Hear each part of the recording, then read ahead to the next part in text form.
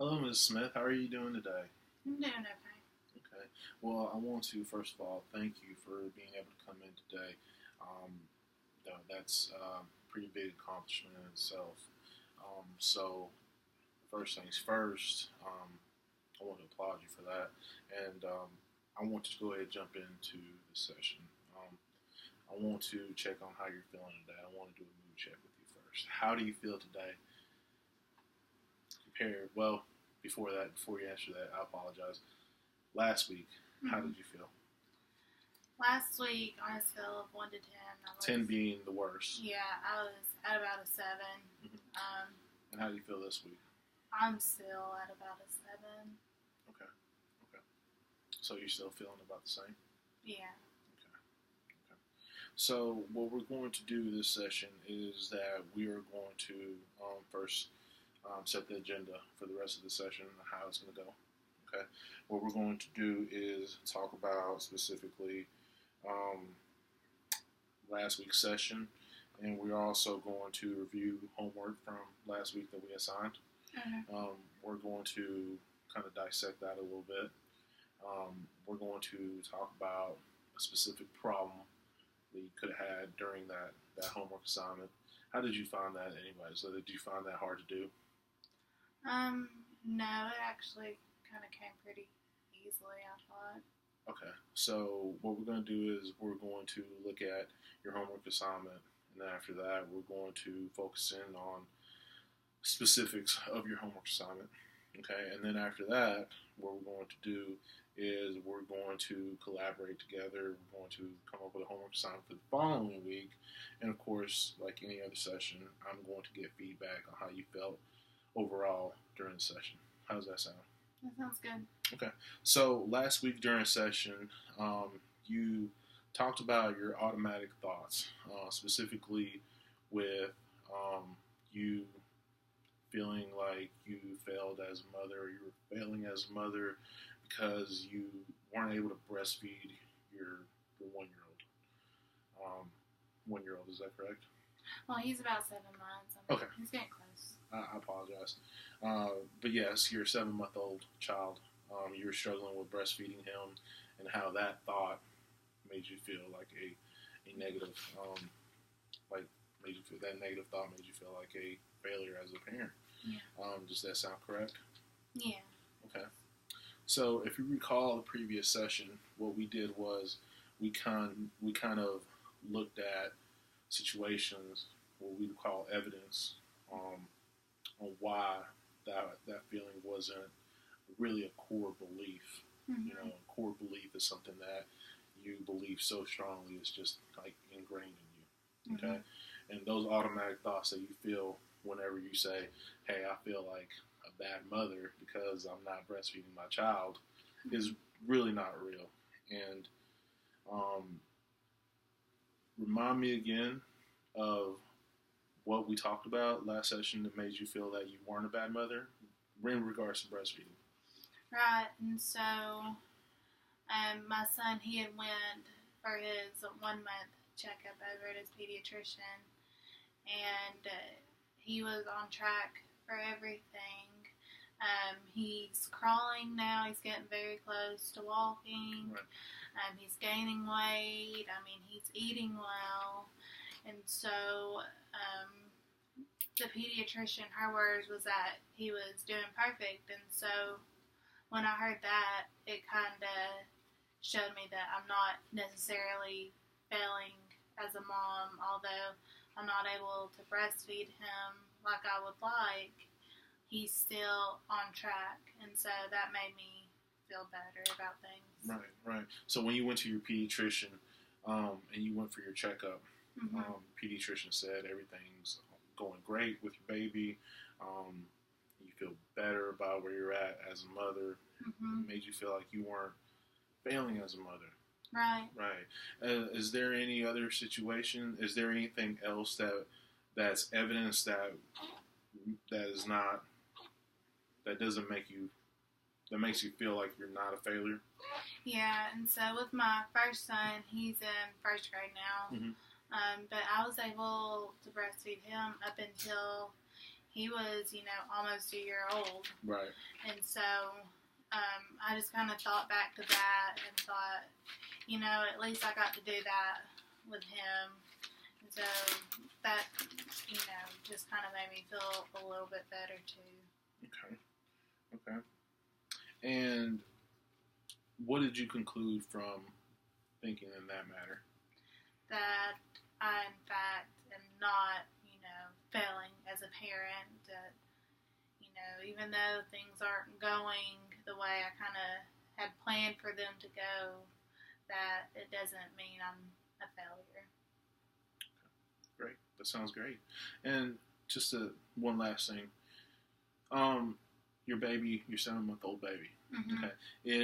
If he couldn't breastfeed. Yeah. Okay. And all he could do is take formula. Mm-hmm. What's the worst thing that can happen? I mean, really the worst thing is that he's just going to have to use formula and not breastfeed. And so really, I think it's harder on me than it is for him. And so really, I guess the worst thing about not being able to breastfeed is just the fact that he'll have to be on formula. But could you live with that? Yeah, I'm coming more to terms with it. Okay, so you could definitely live with that. So what we're going to do is we're going to review the homework from this previous session. If you recall, the homework that I assigned was for this week, I like you to, jot down whenever you have negative thoughts, mm-hmm. negative feelings, to jot those down, bring those in, and we would discuss them. So did you have any issues with doing that? No, I didn't. I was able to get it done. All right. Well, would you like to kind of read out loud what you kind of jotted down? Yeah, sure. And so just off the top of my head, a few things I've written down, like, I'm just worried I'm not going to be able to provide for my kids, like, everything that they need and, like, things that they want. Like, I'm worried specifically about my first grader. He's made a couple friends, but I feel like he's not, I don't know, I feel like he's not socializing and making friends, and so that kind of just worries me, because I want him, to have friends and to do well in school and all that. And so, and another thing that I worry about is, failing as a parent, since, my husband, he had passed this mm-hmm. past year. Mm-hmm. And so I'm worried about failing as a mother since he's not here to help me raise our kids. Right. That's, I would say, the main. So 2 things. The first is you having a first grade son, him having just a couple friends, not being able to socialize. Yeah. Your husband who passed away this mm-hmm. past year, not having him around, which, is lack of a parent, a father for your sons. Mm-hmm. Also, how, is that correct? Yeah, those things definitely worry me, along with, not being able to provide everything they need. Okay, and also not being able to provide what they need. Yeah. And how do those things make you feel? Overall, just kind of not good, just sad, just. So if we were going to place priority on like what is most pertinent to what we need to address right now, what would you say? I would say out of those things that I mentioned right now, what I'm struggling with the most is, not having that father figure in the home for my sons. Okay. So not having a father figure in your home for your sons is something that you struggled with and something you jotted down in your homework assignment in the past couple weeks. Mm-hmm. And so when you started getting these thoughts of, I don't have a father in the home for my sons, how did that make you feel? Just kind of just depressed. To be honest, I feel like if he was here, he could help my son with these socialization issues he's having. He could help comfort me when, I'm not able to breastfeed, my 7-month-old. Like, I just feel like everything else would line up if he was just here.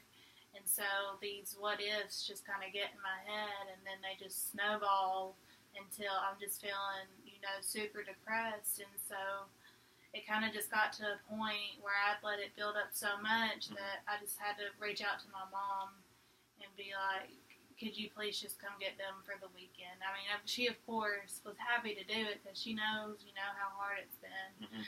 But I just kind of laid in my room, curled up, staring at the ceiling fan, just crying. But I got all my emotions out, the best I could. Right. And, I mean, when they came home, I was, of course, happy, to see them. But it was good to have, those couple of days to just kind of, get back to feeling a little bit better. Right, absolutely. So your mother's a big support system for you. Yeah, she's really my only support system I have. Okay. So when you were feeling those feelings at that time, when you were at that point where you had to call your mom and say, "Hey, Mom, come get them, because I just don't feel good. I feel like I just want to curl up in bed and stare at the ceiling." Like, if you were going to rate that again on a scale of 1, feeling like you were feeling absolutely great, or 10, like you were just not in control at all of your emotions, where would you rate that at that time when you were feeling like, "Mom, come get the boys"? I'd probably say like at an 8, making my way like towards a 9, but definitely like at an 8. And so what I want to focus on is that feeling specifically. Mm-hmm. Okay, because what we did last week is, and I don't know if you remember, if you recall, we kind of looked at your feelings of failing as a mom. Mm-hmm. We kind of attributed that, we kind of labeled it, we called it cognitive distortion. Mm-hmm. Where, if you recall during our session, the way that I describe cognitive distortion is when, like, you have a thought in your mind, you overanalyze, you overgeneralize something that's going on in your life right now. So, looking at this situation with you feeling the way that you're feeling now, has there been like evidence of why you feel like, I'm failing as a mother because I don't have a father figure? Is there evidence of why that's? I mean, I guess not, because I think a lot of it is just kind of like in my head, because if you look at my boys, they're actually both doing pretty well, like, so I feel like a lot of it is just in my head. Okay. They're not core beliefs. So right. Let me delve into it a little bit deeper, so we can kind of associate things. In your childhood, mm-hmm. Okay, can you tell me a little bit about the way that you came up as a child? Oh, sure. So it was my mom and dad, raised me up until I was probably like 8 or 9, mm-hmm. and then my dad left, and so it was me, my 2 older brothers, and my mom. Okay, and so after he left, my mom had to pick up another job to make up for what he was making, and so she relied on my grandmother a lot to pick us up from school and to get us, to our soccer games, and she would have to keep us, overnight occasionally if my mom had to work late or whatever. Right. And so it was kind of like being raised by my mom and my grandmother. Okay. So it sounds like you had a really good relationship with your grandmother. Yeah, she was always there for us. That's great. Mm-hmm. That's awesome. So, and just kind of backing up a little bit on what you said earlier, you said that you felt so depressed that you called your mom to come pick up your boys. Mm-hmm. And so, does that kind of remind you of anything going on in your situation right now? Yeah, definitely. Now it's kind of like my kids that are going to have that probably same relationship with their grandmother, my mom. And so just like really her mom was her support system. My mom is my support system. Okay. And if you were going to look at like how your grandmother raised you and your brothers, how would you say, like, how would you describe that? I mean, I think she did a great job. I mean, she made sure we had snacks when we got home from school. She made sure we were at our games on time, that our uniforms were clean. Like, anything that my mom couldn't necessarily do for us, she kind of picked up that slack. Okay. And how do you think you and your brothers turned out? Well, I mean, we all graduated from college and got a job and, started families, and so, I mean, everybody seems to be doing, okay. I mean, of course, my husband passing away last year kind of threw, like, right, a wrench, like, in the plans, I guess you could say. Yes, absolutely. And so, that wasn't foreseen, but, I mean, other than that, I mean, we all turned out just fine. Okay. So your grandmother essentially raised you or had a hand in raising you and your brothers while your mom picked up another job. You're kind of going through some things with the loss of your husband, and now you're kind of depending on your mom as a support system for you and your children. Yeah. So you guys turned out pretty good. Yeah. And so how do you think that's gonna play out with you and your son? I mean, obviously we can't. We're not fortune tellers and we can't predict the future. But what do you think? I feel like the odds are kind of in our favor. I feel like my mom is a great grandmother to them. She's kind of doing the same things. She has to pick them up from school sometimes, right. And get them overnight every now and again when I'm having some tough days. And so I feel like between the two of us, the boys stand a pretty good chance of turning out all right. Right. And see, so again, that's what we talked about during the last session with you feeling like you failed as a mother because you couldn't breastfeed, and now you feeling like you're failing again as a mother because I don't have a father figure for my children. And those are those cognitive distortions that we talked about. And here, what we do with CBT, cognitive behavioral therapy, is we want to offer you like the tools to like give alternative ways of thinking, right? So you feel better about yourself and your situation, whatever it may be, so you can behave accordingly. So you don't always feel like you gotta curl up and stare at the ceiling, when those thoughts creep up in your head. Yeah. And so that's the goal that we're doing here with CBT, and I just kind of want to remind you of that, so you can kind of apply what we're doing here in session out there, when we're not in session, when we're out in the home, whatnot. So with that being said, would you be open to continuing doing some homework for me? Yeah, absolutely. Okay, cool. So what I want to do this upcoming, for the next session, is I want you to, again, just jot down your negative thoughts, okay, when they creep up in your head. If you're able to change the way you think, I want you to write that down. I want you to write down how you thought at that moment, like the negative thought. Were you able to overcome that thought? Okay. And how you were able to do that. If you weren't able to overcome that thought and replace that thought with a positive way of thinking, I want you to jot that down as well and bring that in, and we're going to kind of go ahead and prioritize like we did today on what's most important, what's most pressing in your life right now. And we'll go ahead and discuss that. We'll go ahead and break that down again like we did this session, and we'll kind of go from there. How does that sound to you? Yeah, that sounds good. I feel like that'll, really help me hopefully replace those negative thoughts with positive thoughts. Okay, great.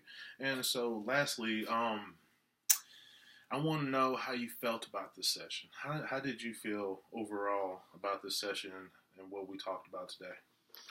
Well, I feel good about it. Okay. I mean, it feels good to kind of get out what I've been holding in, because I can talk to my mom, but it I feel like she doesn't always understand, per se. Like, she's always willing to get the boys and help with them, but I feel like sometimes she doesn't truly understand how I feel.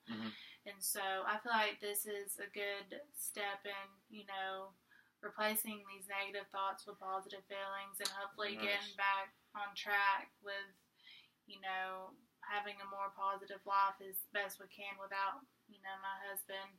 But I feel like these sessions overall are going to be a great stepping stone in reaching the life that I would like me and my boys to have.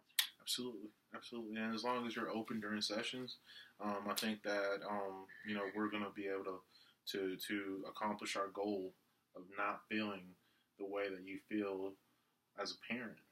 And that's the ultimate goal here. And so I'm very, very happy with like how open you've been and how engaged you are and how you're doing your homework and whatnot. So what I would like for you to do is, like I said, continue doing your homework. Remember your thoughts. If you could replace them with positive thoughts, do so. If you can't, then I want you to jot those down, bring those in. We'll discuss them in the following session. And we'll go from there. And I'll see you in a couple weeks. How's that sound, Ms. Smith? That sounds good. Thank you. All right, Ms. Smith. Have a good day. You saw. All right.